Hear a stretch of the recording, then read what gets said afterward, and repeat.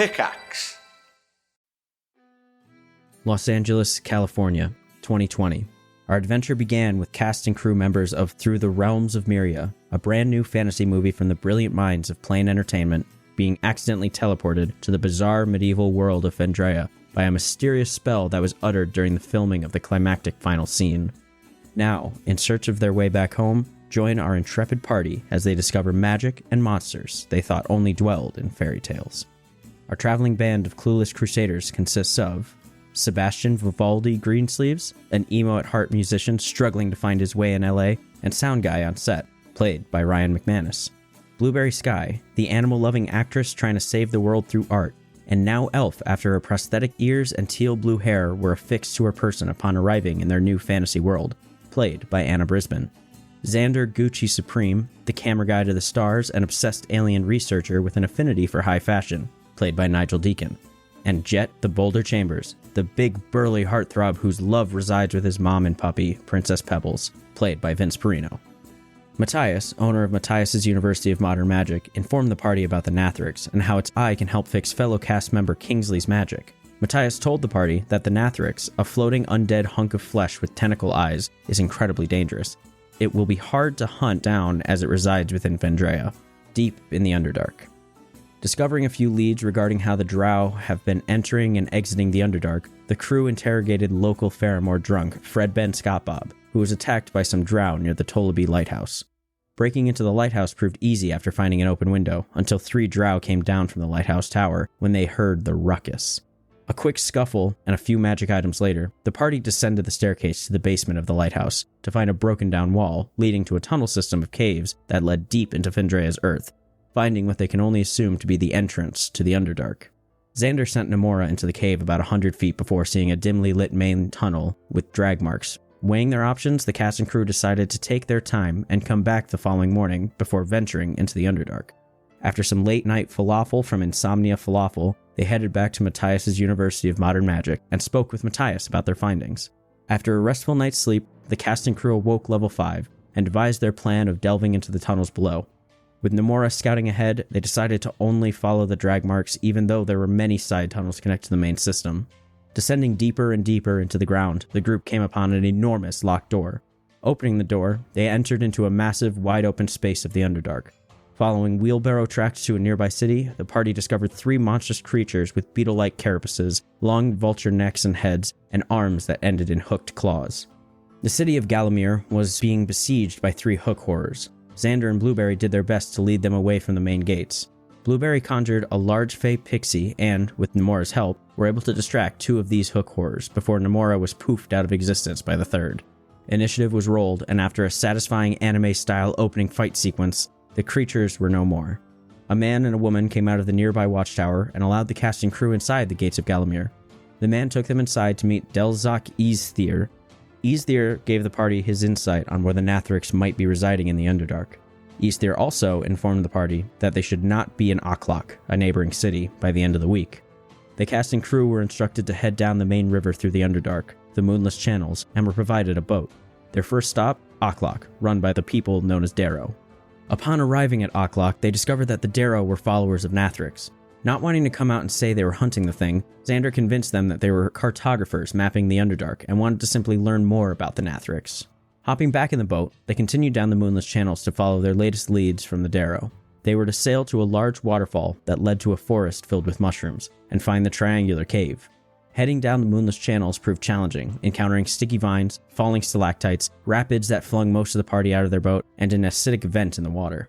With Blueberry turning into a giant octopus, they were easily able to compose themselves and navigate the waters. That is, until a beautiful creature beckoned them all from the water, taking the shape of what they each found most appealing. Xander jumped out of the boat with vigor as the boat and the rest of the crew crested over the large waterfall ahead. Xander floated down safely, finally putting to use his Featherfall Berry. Reconvening at the bottom of the falls, Blueberry checked behind the waterfall to find an entrance into an oasis. Flowers, grass, bushes, plants, and most notably a large willow tree. Blueberry found a journal from a long-forgotten man who used to live in the oasis, gifting their material items and Willow, a magical staff that turned into the enormous willow before her, to whoever finds it next.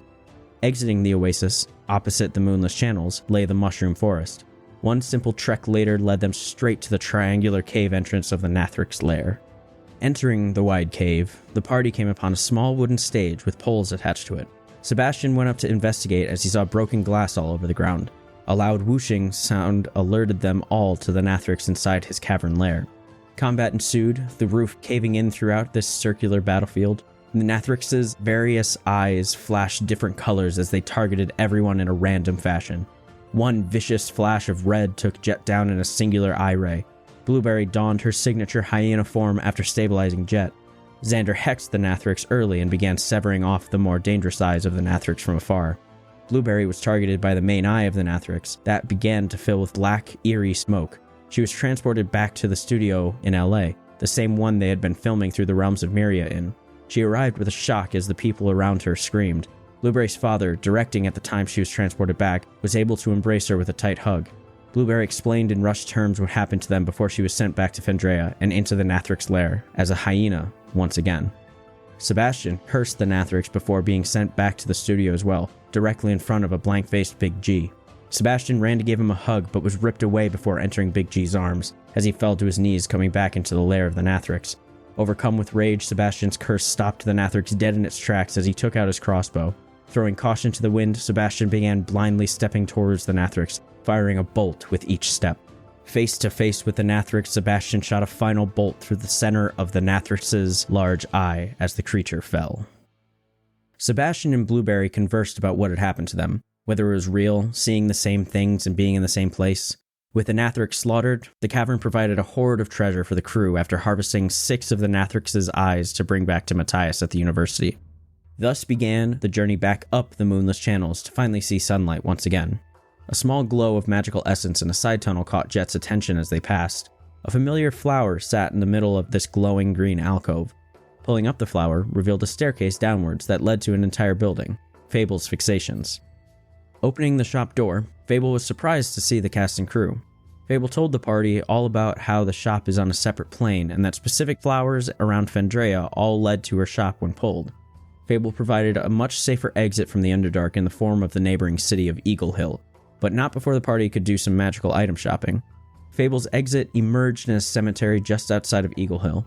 The party headed west back towards Faramore, where the university resided. A hike back to Faramore, the cast and crew entered the university once more. Talking with Matthias, they gave him the harvested eyes before figuring out the correct one they would need for Kingsley's serum. Matthias warned them all of the dangers of giving Kingsley the serum. He told them all to get some rest and meet him in his office early the following morning. The cast and crew had a heartfelt conversation with Kingsley before resting for the night and emerging level 6. Quietly sneaking to Matthias' office the next morning, he ushered the party in and guided them down a hidden staircase leading to the basement of the university. A small book-lined room with a surgical table in the center awaited.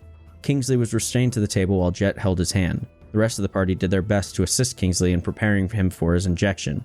Jet stabbed the serum into Kingsley, and after a moment, small blue droplets of some liquid formed all over his body and started expelling out of him. Slug-like globs of magic with razor-sharp teeth shot out from Kingsley's orifices and began slithering their way towards him. An anti-magic barrier was held by Matthias all around Kingsley. The party all took turns destroying these leeches before they could reach their target. The leeches seemed quite easy to handle, but with the unpredictable magic expelling from Kingsley, Jet magically traded places with Kingsley and ended up locked to the table himself, leaving Kingsley vulnerable on the ground. These leeches finally got a few bites out of Kingsley and knocked him unconscious. Good vibes were sent to Kingsley, and the rest of these leeches were killed with relative ease after Jet strongmanned his way off the table. When the blue essence finally retracted back into Kingsley, the party discovered he was able to flavor water on his own, showing his magic abilities did indeed return and the serum was a success. They were able to relax as Matthias poured everyone drinks. Kingsley had his sense of magic back, but it'll take some time to bring him up to speed to what he was once able to achieve. They all talked about moral compasses and how one knows they are doing the right thing before Matthias brought up another possible issue, the wedding in Valorith. Matthias is worried that the magistrate has something up their sleeves to benefit their cause in some way. He provided them with the tickets to the wedding to see if they were able to do some reconnaissance and ensure the ceremony goes as planned. With the magistrate influencing the Prince of Elvirath, Matthias was worried it might stir up trouble for the people of Valorith. The party agreed, took their tickets, and made their way back from whence they came, leaving Kingsley to study at the university. The cast and crew stopped for fancy clothes for the wedding and some insomnia falafel before leaving for Valorith. Along the way, they traveled through the town of Dewford, finding an old halfling man whose owl, Mort, had gotten out of his cage.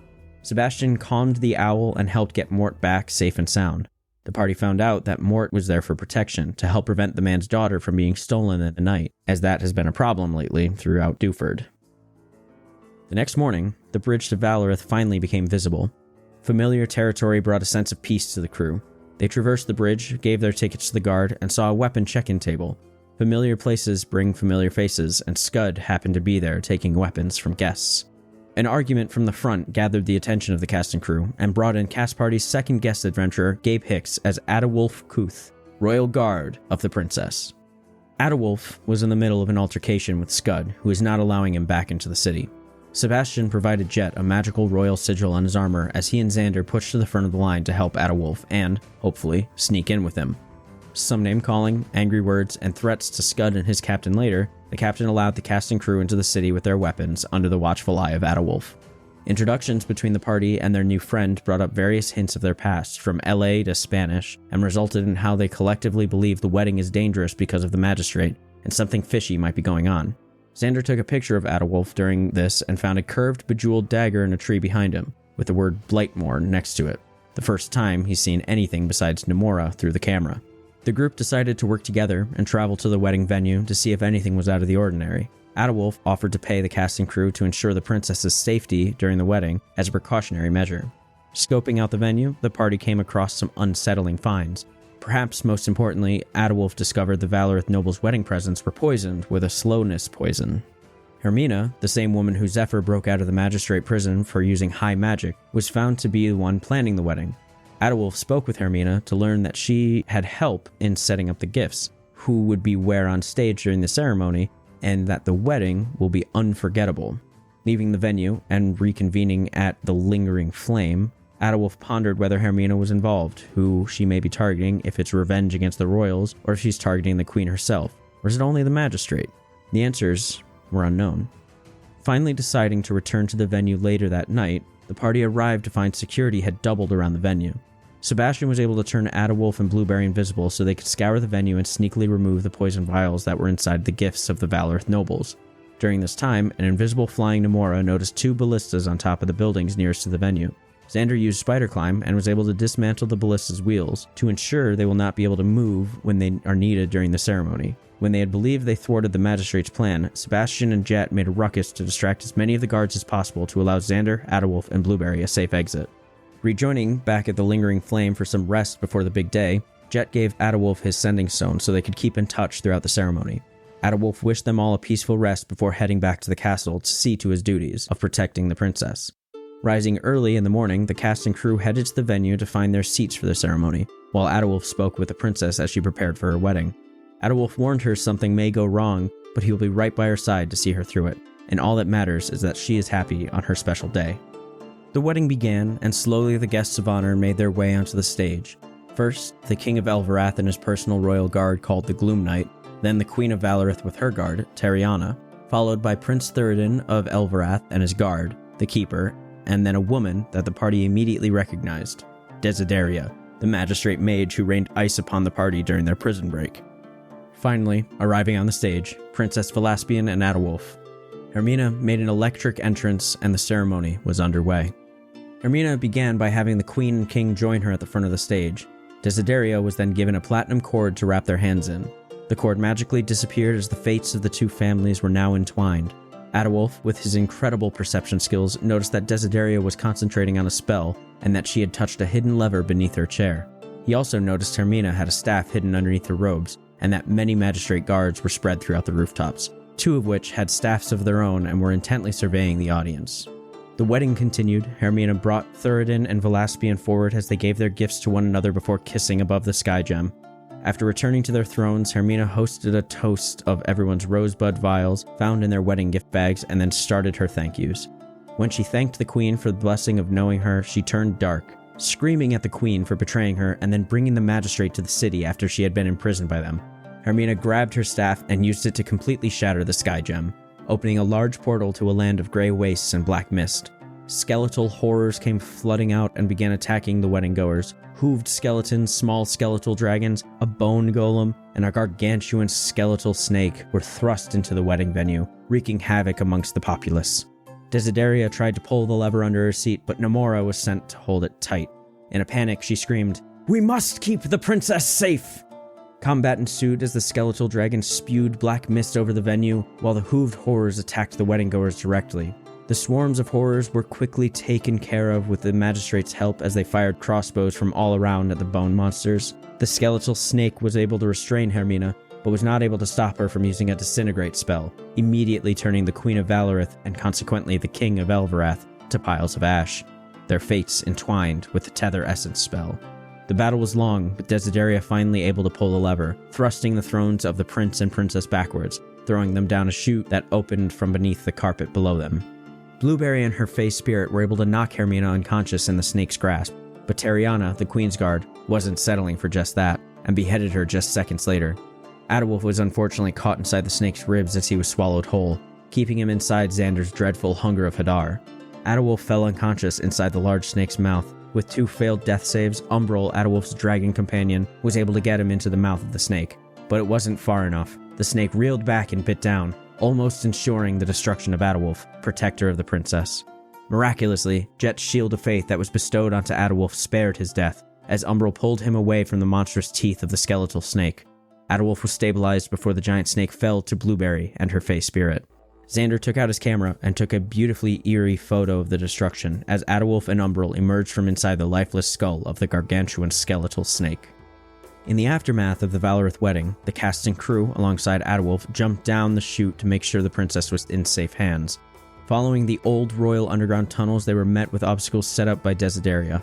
Adewolf was easily able to guide them through the royal escape tunnels and led them to an old safe room in the basement of the castle for the royal family. Statues of the late King Bellamore and Queen Valessa stood in the escape room, along with a very alive Theoden, Desideria, and Velaspian, whose hair was cut short by Desideria. Adewolf, confronting Desideria, was quickly able to get the new Queen Velaspian's approval in these tenuous circumstances. Using Jet's Zone of Truth and asking some difficult questions, more of the truth came out regarding the situation. They learned that the Magistrate and Elvirath army were nearly at the gates of Valorith. Desideria knew that Velaspian was going to follow Adewolf's word and told her, "Ignorance was how your father was killed." This triggered a flashback from Adewolf to the very first day he met the late King Bellamore, riding with him through the city on the day he passed and learning that ruling isn't important, protecting and keeping the peace is. That day, King Bellamore pronounced Adewolf protector of the princess and told him, even in death, to always reach for his hand. Back to reality, Adewolf walked over to the statue of King Bellamore, grabbed its hand, and opened the hidden escape tunnel leading out of the city, but not before Desideria could lift her staff and order the party's death. A fight broke out, and Velaspian was moved into the safety of this newly opened tunnel. A struggle from Blueberry for Desideria's magic staff ended with the Gloom Knight dead. The Magistrate army began flooding the basement as Blueberry ripped the staff away from Desideria as they narrowly escaped into the tunnel. With an unexpected guest, an unconscious Prince Theoden.